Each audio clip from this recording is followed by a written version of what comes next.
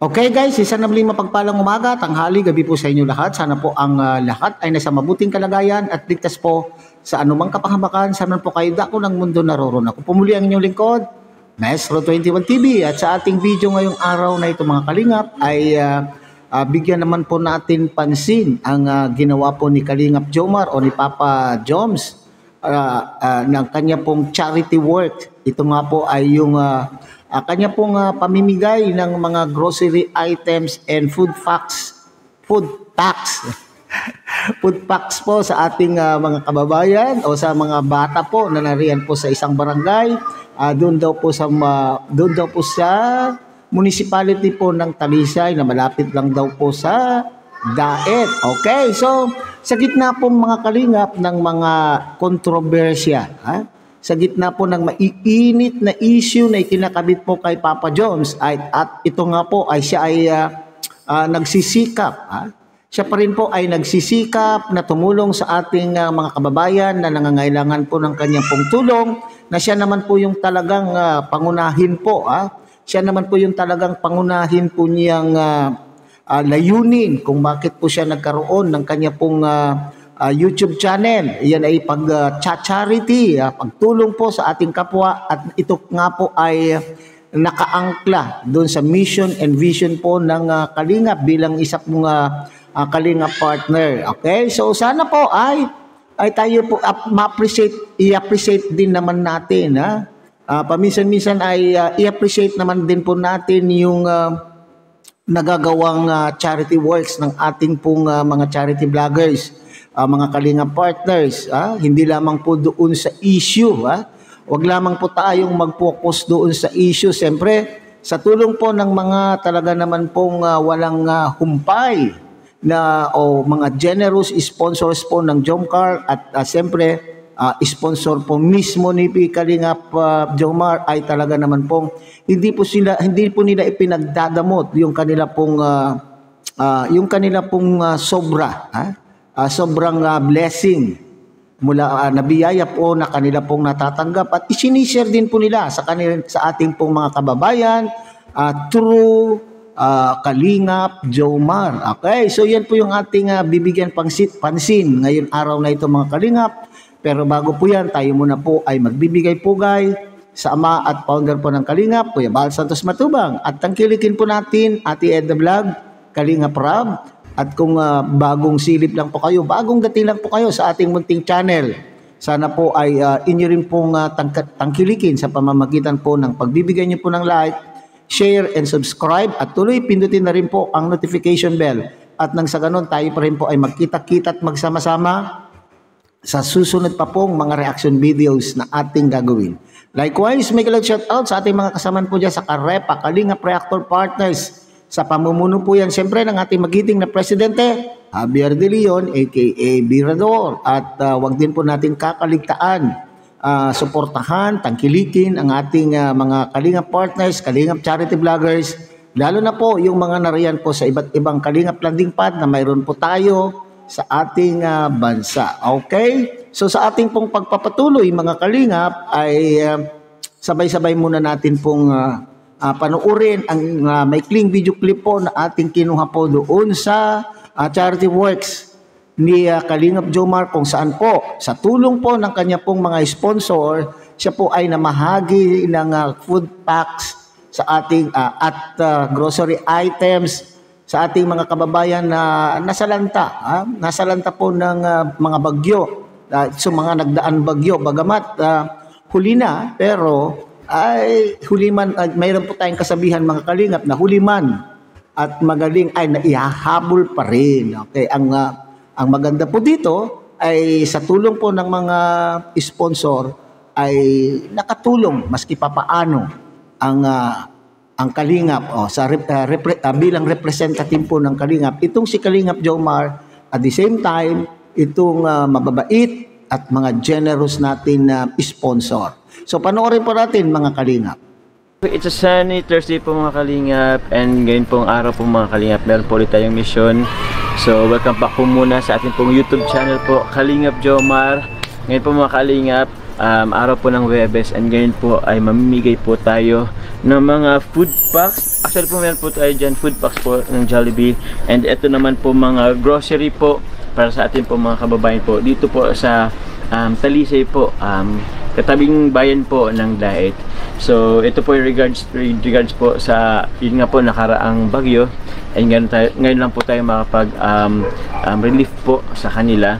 And yun po, nagbibigay rin po tayo ng mga food packs po para sa ating po mga kababayang mga chikiting or mga bata po, mga kalingap. So yun po, gusto ko lamang po muna pasalamatan po sila Doc Amalia Ellis po and kay Tita Tess Luna. Maraming salamat po sa inyo pong pag-sponsor po ng ating pong feeding po nito and pagbibigay po ng mga grocery packs. So yun, maraming salamat po sa inyo. And also, gusto ko din muna po pasalamatan po si Ate Ola.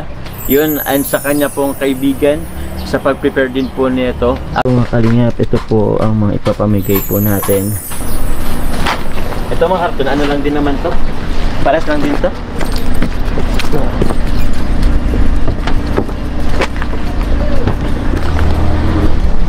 May kabigatan.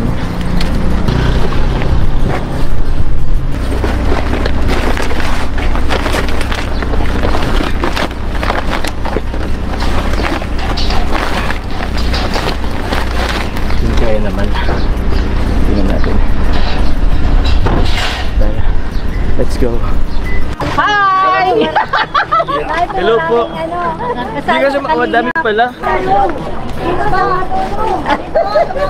Madami pala.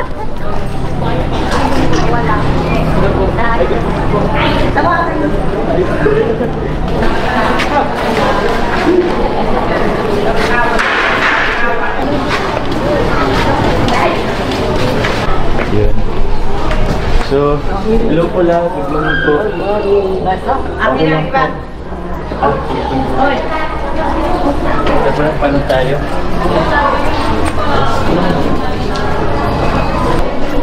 Akala ko kasi so yun po mga kalingap, meron po dito ang ano Jollibee packs yun no.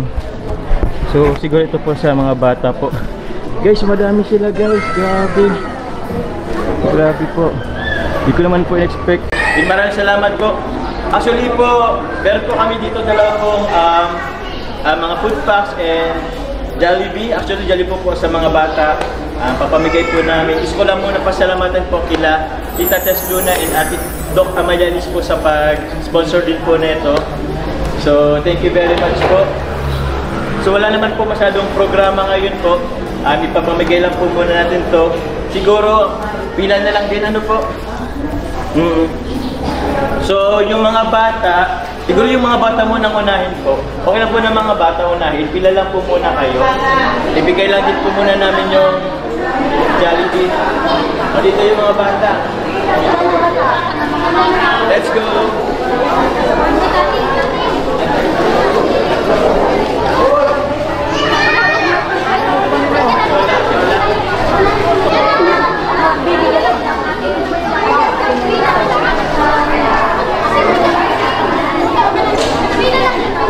Pila.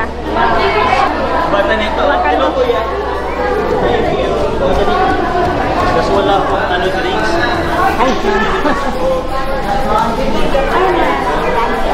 Hello baby, good morning. Sige.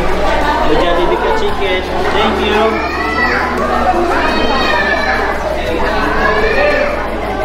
Thank you kuya. Salamat po.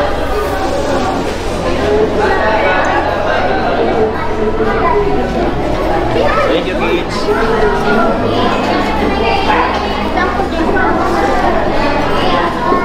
Thank you. At isa muna. Siguro ngayon po, yung mga ano naman po natin, kaya po mga mga senior po muna, mga senior po muna. Pero pwede naman po lahat. Salamat po. Thank you po. Ay, salamat po.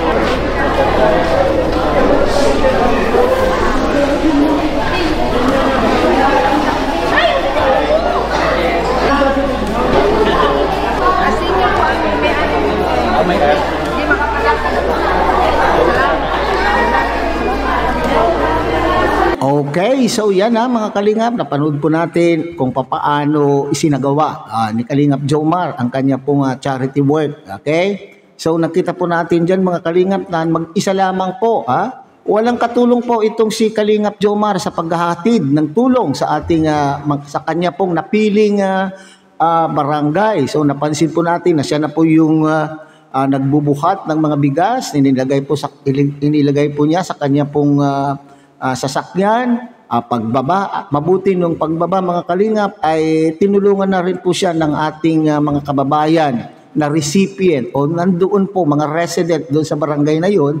Sila po ay nagtulong-tulong na rin po sa pagbubuhat upang maipamahagi sa mga naghihintay po natin na mga kabataan at mga senior citizens o mga kababayan po natin na nariyan po sa lugar na yan. Okay? So ito lang po ang ating masasabi. Sabi ko nga kanina sa ating intro, bagamat maraming mga issue, kontrobersya na ikinakabit po sa Jomcar, lalo na po ito kay Kalingap Jomar, pero tignan po naman po natin, i-appreciate po naman natin yung ginagawa po ng tao, mga Kalingap, sa tulong po ng ating mga sponsor, mga generous sponsors na ito. Sana ay i-appreciate naman po natin.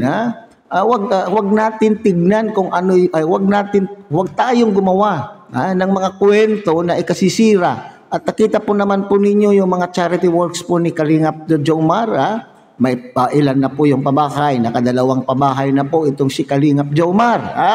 So, kung parati natin sinasabi, kung wala kayong masabing maganda sa ating kapwa, manahimik po tayo. Tignan po natin yung nagagawa ng isang tao. Huwag tayong tumingin doon sa kasiraan. Kasiraan nga, pero itong kasiraan naman na ito ay alam ko fabricated. Gawa-gawa lang naman po itong mga kasiraan po na ito. Siguro sa ating pong Kalingap Jomar ay congratulations and God bless sa inyo. At ganun din po sa kanya pong mga sponsor. Sana po ay huwag kayong magsawa.